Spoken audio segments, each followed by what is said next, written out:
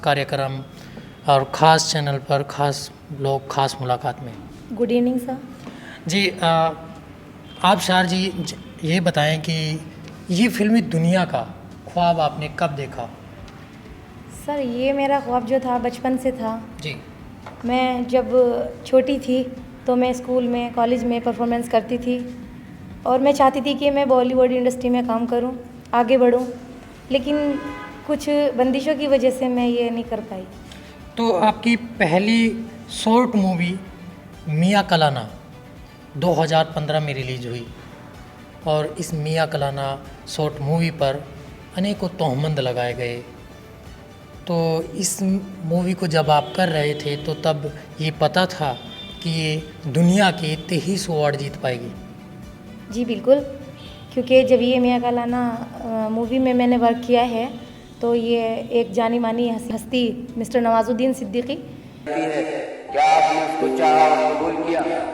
ना मेरा हो गया तुम हमारे लिए तलाक दिए ना, जो इसके प्रोड्यूसर रह चुके हैं। मैंने उनके साथ ही इस फिल्म में वर्क किया है, लेकिन मेरे साथ कुछ ऐसी ट्रेजेडी हो गई थी कि मैंने इस फिल्म में वर्क तो किया है, मेरी इस फिल्म में मेन भूमिका थी, लेकिन मेरे पैर में चोट लग जाने की वजह से मैं दोबारा शूट पर नहीं आई, जिसकी वजह से इस फिल्म में फिर किसी और ने रोल किया है, लेकिन फर्स्ट ऑफ ऑल मैं ही रखी गई थी इसमें मूवी में। जी। क्या जब आप बचपन में थे और अपने घर अपने माँ बाप के पास में थे तो तब ये ख्वाब अपना पूरा करना नहीं चाहा? जी मैंने बहुत अपनी लाइफ में स्ट्रगल किया है, मैंने बहुत चाहा कि मैं अपने ख्वाब को पूरा करूं, लेकिन मेरे जो गार्जियंस हैं उन्होंने मुझे सपोर्ट नहीं किया। मेरे ख़ानदान में, मैं ऐसे ख़ानदान से बिलोंग करती हूं कि वहाँ मुझे सपोर्ट नहीं मिल पाया। क्या बंदी से लगाई गई? बस यही एक पर्दा सबसे मेन जो हमारे यहाँ पे होता है, पर्दा प्रथा जो चली आ रही है मुस्लिम समाज में, तो उसी को लेकर के मैं इस चीज़ के लिए आगे नहीं बढ़ पाई और मेरी शादी कर दी गई 2005 में, जिसको लेकर मैंने बहुत स्ट्रगल किया अपनी मैरिज लाइफ को लेकर। मेरे हस्बैंड मोहम्मद समी उर्फ सागर, जो अब इस टाइम एक्सपायर हो चुके हैं, अभी 2020 में ही उनका इंतकाल हो चुका है। उन्होंने ही मुझे मैंने उनके साथ अपनी ऐसी ज़िंदगी को गुजारा है कि वो बहुत ज़्यादा ड्रग्स लेते थे। मैंने 10 साल अपने उनके साथ ऐसे गुजार दिए, स्ट्रगल किया है अपनी लाइफ में बहुत, लेकिन 2015 में जब मुझे मियाँ कलाना के लिए मौका मिला तो मेरे उन्हीं हस्बैंड ने मुझे सपोर्ट किया कि जाओ और आगे बढ़ो, हो सकता है तुम्हारे चांसेस आगे बढ़ने के हों, क्योंकि नवाजुद्दीन सिद्दीकी जानी मानी हस्ती, तो उनके साथ मेरा वर्क करना मुझे खुद को भी लगा कि शायद मैं आगे बढ़ सकती हूँ, तो इसलिए मैंने उसमें मूवी में वर्क किया। मियाँ कलाना के बाद में कौन सी मूवी में आपने काम किया? उसके बाद मैंने एक छोटी सी मूवी, एक डियर शॉर्ट मॉम बहुत शॉर्ट्स चैनल एक, उस पर मेरी मूवी है, उसमें मैंने वर्क किया, उसमें भी मेरी मेन भूमिका है। नाम क्या रहा उस मूवी का, दूसरी मूवी का? Dear short mom. Dear short mom. उसका लोगों में प्रभाव कैसा रहा?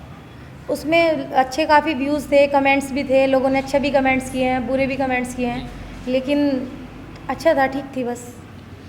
तो आपको जो घर से सपोर्ट नहीं मिला वो ससुराल वालों से मिला?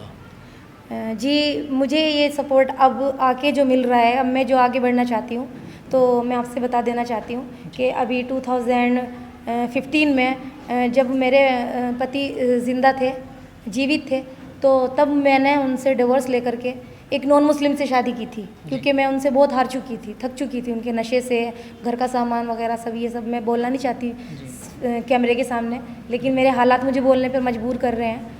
लेकिन फिर उसके बाद मैंने एक नॉन मुस्लिम से शादी की है, जिन्होंने मुझे पूरा सपोर्ट किया है, जिन्होंने अपना दीन धर्म सब कुछ छोड़कर मेरे साथ मेरे इस्लाम को कबूल किया है, मेरे धर्म में आ गए हैं और मेरे धर्म को लेकर मेरे साथ चलते हैं, और मेरी बच्ची जो मेरे एक्स हस्बैंड से है उसको सपोर्ट करते हैं। मेरी एक छोटी बेटी है जिसका नाम कशिश है। तो बस मैं इतना ही कहना चाहूँगी कि मैंने बहुत स्ट्रगल करके आज मैं इस टाइम यहाँ पर हूँ कि मैं आपके साथ में हूँ, और मैं बहुत प्राउड महसूस कर रही हूँ अपने लिए। सुना था कि आपकी जो मूवी आई मियाँ कलाना, उसके लिए फतवा जारी किया गया जी, और फतवे में आपका एक तरीके से बहिष्कार किया गया, आपको रोका जा रहा था, तो उसके लिए आप क्या कहेंगे? देखिए, मैं इसके लिए सिर्फ इतना ही कहना चाहूँगी कि इस फिल्म में ऐसा कुछ भी इंटेंशन नहीं था कि किसी को तकलीफ़ पहुंचाने का इंटेंशन या किसी तरह कोई ऐसा वो नहीं था। सिर्फ ये एक लड़की के ऊपर जो जुल्म होते हैं, जो हमारे किस तरह के जुल्म? जैसे कि हमारे मुस्लिम समाज में लड़कियों को लेकर होते हैं कि शादी हो जाती है और हस्बैंड जब चाहे तलाक दे दे, और अगर फिर उसकी मर्ज़ी हो तो फिर उसको वापस लाए, और वापस लाने के बाद फिर उसको वापस लाने का प्रोसेस इतना गंदा मुस्लिम समाज में जो होता है कि पहले वो किसी के साथ सेकंड मैरिज करे, उसके साथ हलाला करे और एक रात उसके साथ सोए, और जब उसका दिल करे वो उसको डिवोर्स दे, फिर वो वापस अपने पहले एक्स हस्बैंड के पास जाए, फिर वो उससे निकाह करे। तो ये सब चीज़ें इसी चीज़ के ऊपर ही ये फिल्माई गई है जी। जो बंदिशे मुस्लिम समाज में एक पर्दा प्रथा होती है जिसके बीच में लड़कियों को, खासकर महिलाओं को रहना पड़ता है, उन बंदिशों को तोड़कर, उन दीवारों को तोड़कर आप किस तरह से फिल्मी दुनिया में आए और कहाँ से ये हिम्मत मिली? मुझे ये हिम्मत मेरे अब इन हस्बैंड से मिली है, जो मेरे अब सपोर्ट है। सेकंड हस्बैंड जो है मेरे बहुत ही अच्छे हैं और मुझे पूरा सपोर्ट कर रहे हैं और चाहते हैं कि मैं आगे बढ़ूं। तो आगे आने वाले भविष्य में आप किस तरह से आपको देखते हैं? कहाँ पर आपकी नज़र है, कहाँ देखते हैं आप? देखिए, वो तो वक्त ही बताएगा कि आने वाला भविष्य, फ्यूचर क्या होगा, लेकिन मैं इतना समझ रही हूँ, जो मेरा यहाँ से अंदर से जो मेरे फीलिंग आ रही है कि मैं ये समझ रही हूँ कि मैं वाकई कुछ कर पाऊँगी।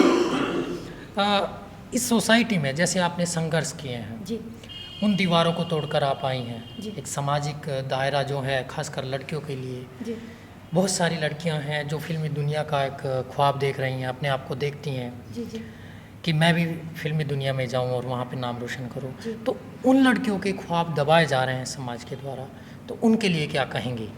बस मैं तो सिर्फ इतना ही कहना चाहूँगी कि जो लड़कियाँ ये ख्वाब देखती हैं आगे बढ़ने का, फिल्म इंडस्ट्री में जाने का, या कोई भी इससे अदर कोई भी उनका अपना ख्वाब होता है, तो मैं तो ये चाहती हूँ कि उसकी फैमिली, गार्जियंस उसको सपोर्ट करें और बेटियों को पढ़ाएं, आगे बढ़ाएं, क्योंकि बेटियाँ भी बहुत कुछ कर सकती हैं, बहुत आगे बढ़ सकती हैं। अगर बेटियाँ चाहें तो बहुत आगे बढ़ सकती हैं। तो मैं ये चाहती हूँ कि उनकी फैमिली उनको सपोर्ट करे, उनकी ड्रीम को पूरा करे, और बस मैं इतना ही कहना चाहूँगी आज के लड़कियों के लिए। जो समाज है फिल्म इंडस्ट्री को एक बहुत बुरी नज़र से देखता है, तो उसके बारे में आप क्या कहेंगे? किस तरह का माहौल है? क्या सच में फिल्म इंडस्ट्री का जो दुनिया है वो गलत है? क्या लड़कियों का शोषण होता है? ऐसा कुछ नहीं है, मुझे तो ऐसा नहीं लगता कि फिल्म इंडस्ट्री बुरी होती है।